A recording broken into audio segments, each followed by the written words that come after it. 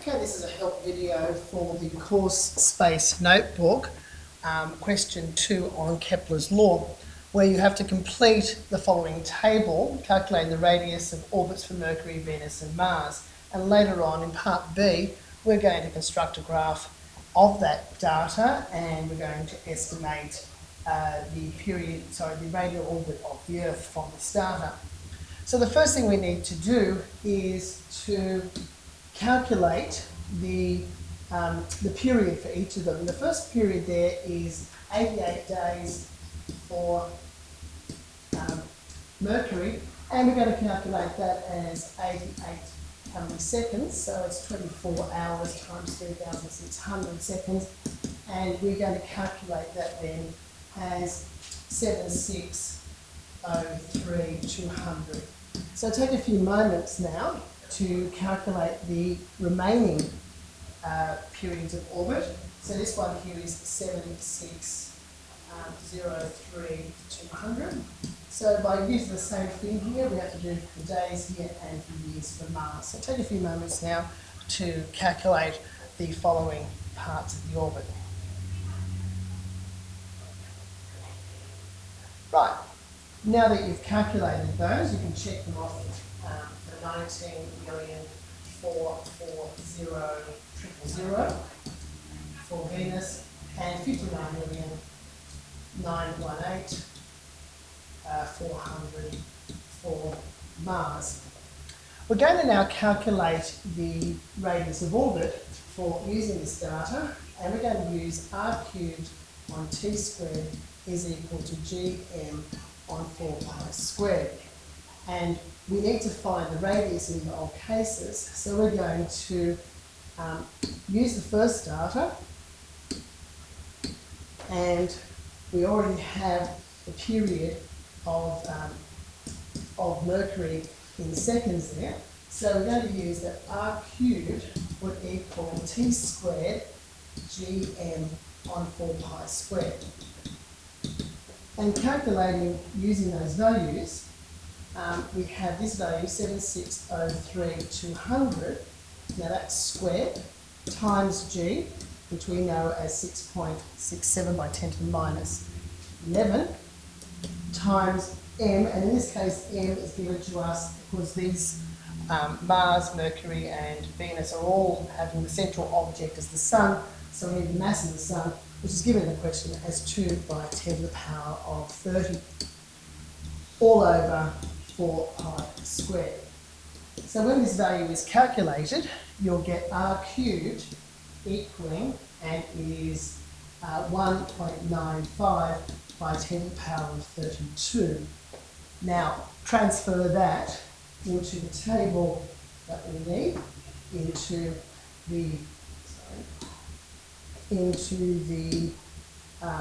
this position here. It's the third column here.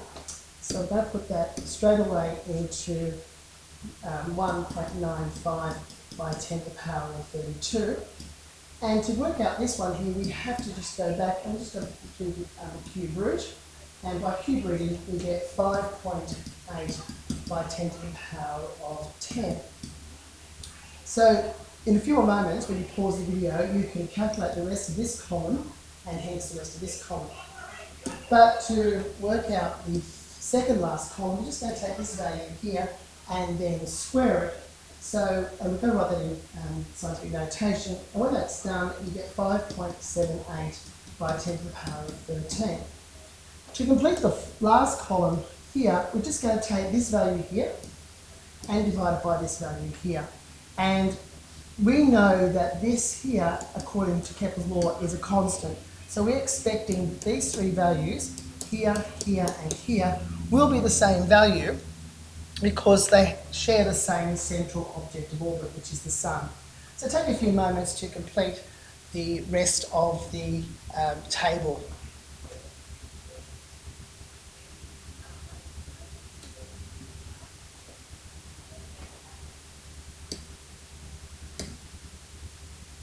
Right, now that you have completed all that work, you can check the answers. Oops. We can check the answers here. We already know that this one here is 1.95 5 by 10 to the power of 32. The next is 128 by 10 to the power of 33.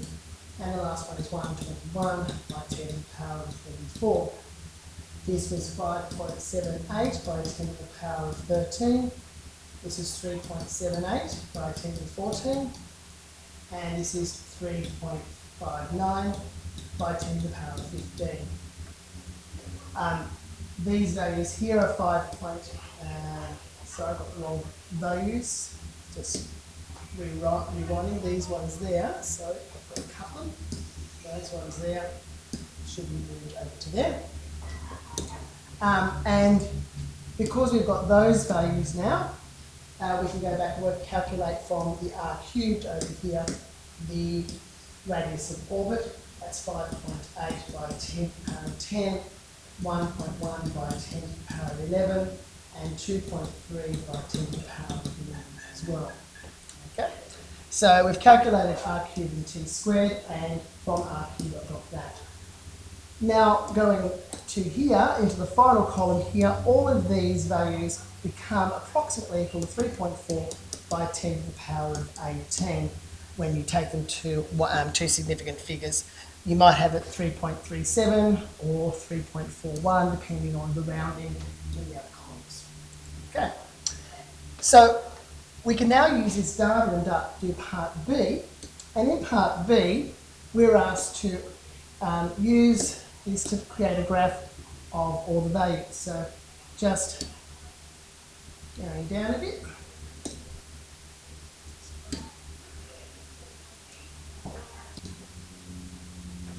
Okay, we're now going to create a graph of that, that information, and to do this we need to use an appropriate scale. And we should have noticed that we've got to put r cubed on the vertical axis, so this is going to be r cubed on this one, and we need t squared on the horizontal. We should have noticed that both r cubed and t squares contain exponents, so we've got to look at the lowest value of r cubed. Now the lowest value of r cubed is equal to 1.95 by 10 to the power of 32. So we're going to use by 10 to the power of 32 there. Also looking at the lowest exponent of t squared, it's by 10 to the power of 10 to the 13. So we've got our scale that is needed.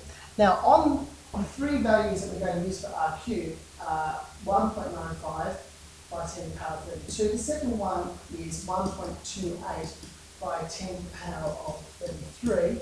And the last one is 1.21 by 10 to the power of 34. So how would I cope or work with these as values on the scale?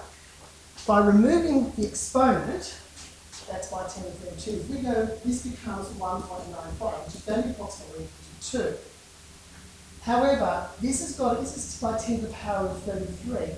So that is 10 times more. So this value here has got to be 10 times more. So this is going to be 12.8. Because 12.8 by 10 to the power of 32 is the same as the thing below. This is 121 by 10 to the power of 32.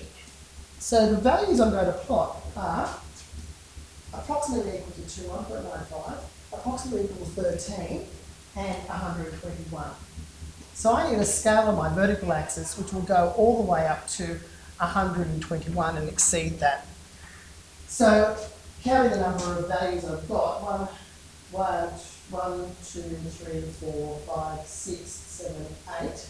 If I go up by, let's see, 40, 60, 80, no, that's too much, 20, 40, 60, 80, 100, 120, that'll do.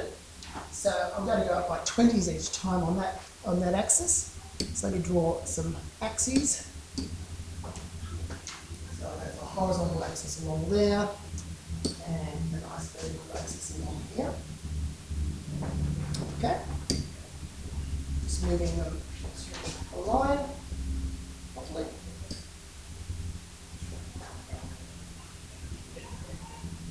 This one here to align that one. Okay. So let's go, it's not exactly perfect, but who cares, the alignment.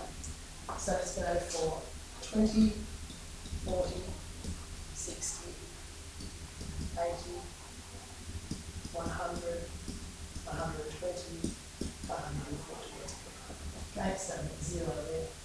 Okay, similarly on the horizontal axis, I have the largest value of t squared. Let's do the numbers again.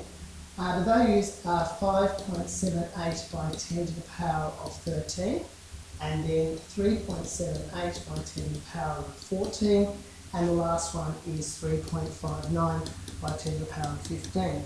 So we have chosen 13 here as the exponent on this axis. So that's going to be plotted as approximately equal to 6. The second one down here will be plotted as approximately 37.8, which is going to be about 38. And this one here is going to be 359. So I need to go all the way up to 360 at least on this horizontal axis. So let's get a good value. So that's 1, 2, 3, 4, 5, 6, 7, 8, 9, 10, 11, 12, 13, 14, 15, 16, 17. So if I go up by, it's 18, by 20s, I should get there. So this will be 20, 40, 60, 80, 100, 120, 40, 160, 180, 200, 220, 240. Let's keep on counting. And 360. So we are just in it. Okay, it would have been better had this axis over here been moved back one space to here, and I would have had a little bit more room on each side. But that's no problem. Okay, now plotting the values. I'll plot it in, let's do it in red. The first one is a very, very small value, which is approximately 2, so it's not much here, and it's going to be 2.6. So we're really in this corner, which is what we expect. The next one is going to be 12.8, plotting against 37, which is going to be here, so it's still not going to be very accurate. So 37 and 12.8 would be around about there. The last one, which will make it a lot more accurate, is 159, which is 160 approximately, going to 121. So 121 is up here, so it's just going to be there. If we were to take a nice straight line, so let's see if I can get that one to be done. So I get a nice straight line, and go right here, and I join through it.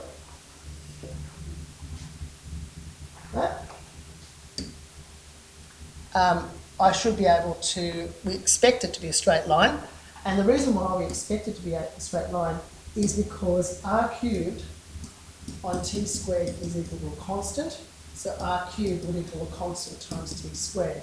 Now r cubed is on the vertical axis, so it takes the place of y, and t squared is on the x axis, and therefore k must equal the gradient. So the significance of the gradient of this line is that this is gm on 4 pi squared. Okay, so I'm expecting a nice straight line through 0. The last part of the question says use the graph to determine Earth's orbital radius. Now we know that the period of orbit for the Earth is 365 days. 365 days is 31,536,000 seconds. Now, that's the period. We need to read off t squared. So I need to find t squared. So what is t squared? Let's just clean this area up a bit. So if I've got that as t, then t squared is read as 9.95 by 10 to the power of 14, taken to 3 significant figures. All I did was just square this value just here. So 9.95 on t squared is not much, it's around about here, by 10 to the power of 14. So it's 99.5 by 10 to the power of 13. So you want it at 10 to the power of 13. So we now measure that here. So using this say 99 here, we can measure that over here, and we get r cubed equaling, and you with a ruler and a bit more care than my freehand, is approximately equal to 37 by 10 to the power of 32. And by cube rooting that, you should be able to get the value, the cube root of that value there will give us the orbital radius, which is, from off the top of my head, it should be 149 million kilometres. So you should get at least approximately that value. Okay? So take a few moments to try and draw your graph and make it nice and neat. Okay, thanks very much.